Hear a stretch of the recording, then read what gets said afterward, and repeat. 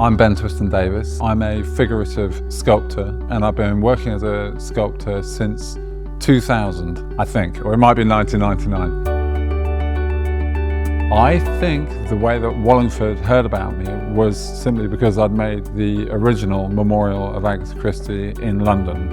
And so when they approached the family, the kind of guardian of Agatha Christie's estate is her grandson, Matthew Pritchard.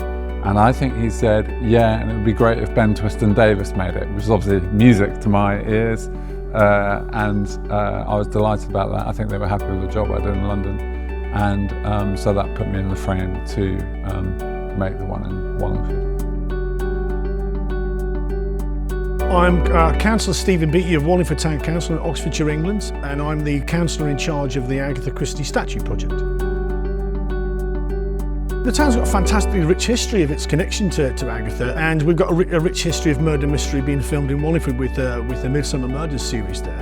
And it seemed to me very obviously that we had this wonderful attraction.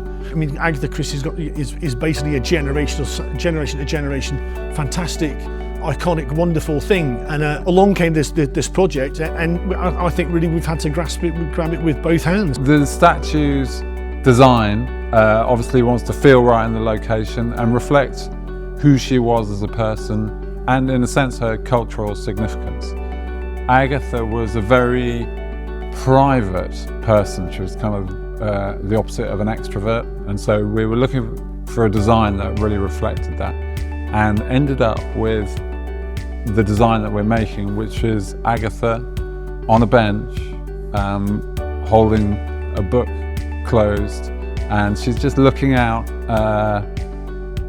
as if she's seen a clue for one of her stories, like as if she's seen the inspiration for a story. And apparently that's how it was for her. You'd be with her in a room and she'd be quiet, and then you'd sort of look around and she'd suddenly disappeared. She'd gone because she'd suddenly had an idea for writing, and she would just sort of take herself off. She would see or imagine something.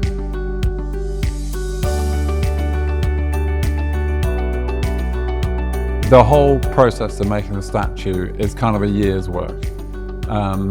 We actually started it a couple of years ago when we made the original maquette, the little design model, and that was our first effort at sort of figuring out the design. I'm now into the process of making the full-size clay model of the statue, the sculpture. There's also an elaborate bench with interesting cast iron bench ends to be made.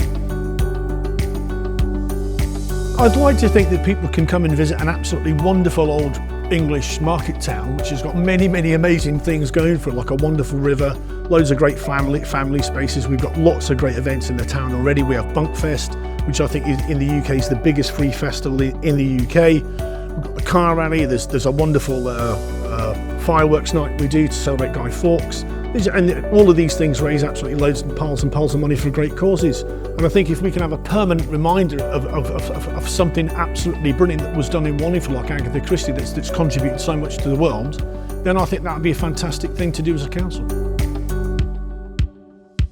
Statues in general, it's a statue of Agatha Christie, but I think as well statues ought to be of some sort of idea that we all cherish as a society, a kind of wider idea. And with Agatha Christie, it is the power of the imagination. You know, she was the world's best-selling novelist. The reason people read her is because they want to be transported from just their daily lives into this kind of imaginary realm.